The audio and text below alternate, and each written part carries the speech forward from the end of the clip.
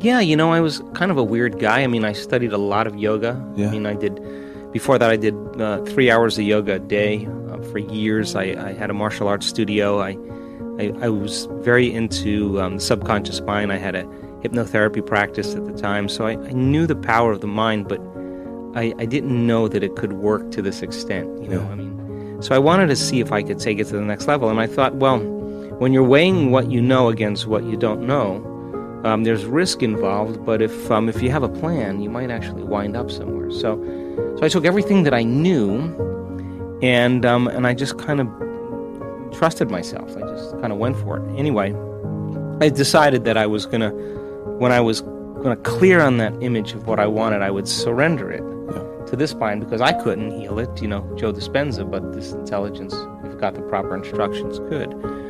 So 6.5 weeks of utter dismay, dark night of the soul, couldn't get my mind to do what I wanted it to do. I was all over the board. I was frustrated, angry, and things got worse.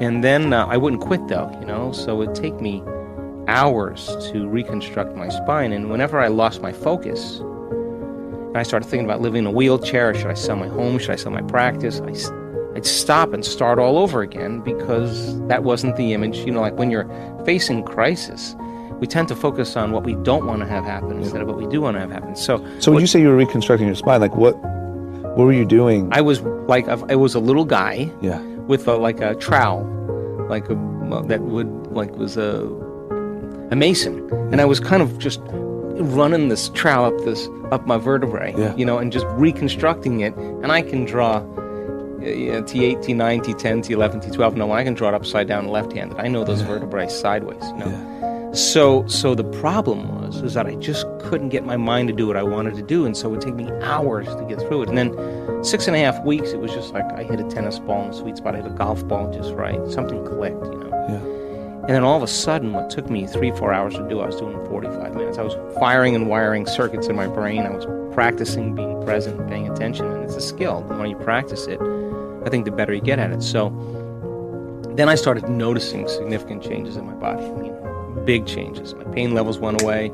I got a lot of motor function, sensory function back. I started feeling really good. And then I started correlating what I was doing inside of me with what was happening in my body and outside of me. And then I was like a dog on a bone, and I just knew. I just started looking forward to doing it, and it just got better and easy. Anyway, 10.5 weeks, I was back on my feet and back running, my clinic at 12 weeks, and just made a deal with myself that if I ever was able to stand up again, I'd spend the rest of my life studying the mind-body connection, mind over matter. So what I do is I hopefully provide the proper information for people to transcend some limitation or some obstacle in their body or in their life.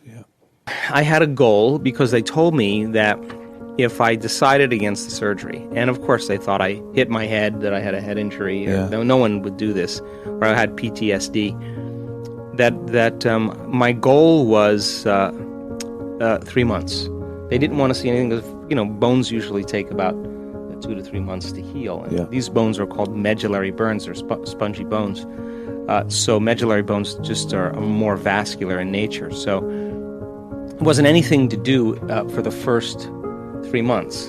So for me, it was just a constant overcoming of myself every day. And then, I just knew that the day that I was supposed to walk, I just got up. I just knew it was time to walk. And they wanted to put me in this body cast for 6 months. And they fitted me for it. They molded it to my body. And I put it on once, and I was just like, there's no way I'm gonna live like this. And just and I never have pain in my back. I never really have any limitations. So and then I got interested in spontaneous remissions. Like, does anybody else experience what I experienced? And so then I started asking questions like, how did this all happen? Genes make proteins. Proteins create structure and function. And the expression of proteins is the expression of life. Did I change genes? I mean, so I started looking into mind-body connection, started researching, conventional texts. And I have a decent background in science, and I couldn't find the answers anywhere in the conventional textbooks. And then you start looking at epigenetics, neuroplasticity, the quantum model of reality, and all of a sudden I started realizing that there's a whole nother realm of science when you're no longer looking at normal. And so I started studying spontaneous remissions and interviewed hundreds and hundreds and hundreds of people all over the world to see what they were doing or what they did, either treating conventionally or unconventionally. Most of them were staying the same or getting worse, and all of a sudden they got better. What happened there? So, and did you find a consistency? Oh my God, yeah, absolutely. There were 4 very common things. Can you tell me? Yeah, first thing is that most people believe that there was an intelligence that lived within them, not outside of them, that was a resource if they could connect to it, just like I did, and begin to allow it to help them heal, it would be important. So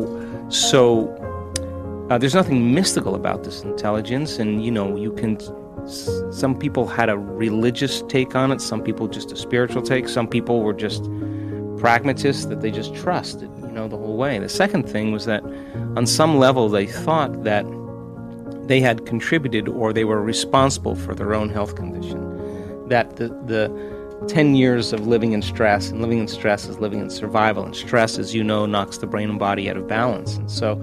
And it's a scientific fact that the long-term effects of the hormones of stress downregulate genes and create disease. So people spend 70% of their life living in survival or living in stress, and no organism can live in emergency mode for that amount of time. And certain emotions that we feel when we react to people or conditions in our lives, that emergency state, the arousal of the brain and body, drives us to very primitive behaviors and primitive thoughts. And they became aware that they had to stop being that person. That's a very important thing. They had to break the habit of being themselves. And that's significant because they're not relying on now any drug, even though they're treating with a drug or a treatment or surgery.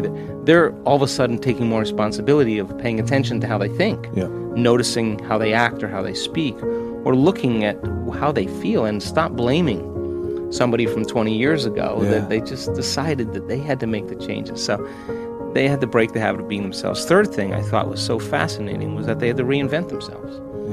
And they started thinking, well, God, if I had a chance, another shot at life, who would I be? And there's this concept in neuroscience called mental rehearsal. And when you close your eyes and you plan an action, or you rehearse mentally what you're about to do, if you're truly present, the brain doesn't know the difference between what's going on out there and what's going on in here, that the imagery that you're creating, the brain captures as an experience. So then the experience begins to enrich the brain. So they, over time, began to install the neurological hardware in their brain, the platform of who they would become. And as they started doing that, and they started overcoming fear or anger or hostility or pain or suffering, they started getting happy. And they started feeling these heartfelt emotions of freedom and gratitude for no reason. And I think that when they started feeling that feeling independent of what was going on in their life, in other words, they weren't waiting for their healing to happen so they could feel grateful. They were feeling grateful before the healing, which is, gratitude is the ultimate state of receiving. I mean, when you receive something, where you've just received something, or something's happening to you, or something's happened to you, you feel gratitude, you say thank you. Well, the body, as the unconscious mind, it doesn't know the difference between an experience that creates an emotion and an emotion that you're fabricating by thought alone. So the body starts to feel gratitude. It's believing it's in the actual experience of being healed. So, and the research shows, Chris, that the environment signals the gene, and the end product of an experience in the environment is an emotion. So then you can signal genes ahead of the environment if you begin to embrace emotions before the experience. And genes begin to make proteins, and proteins give you the expression of life.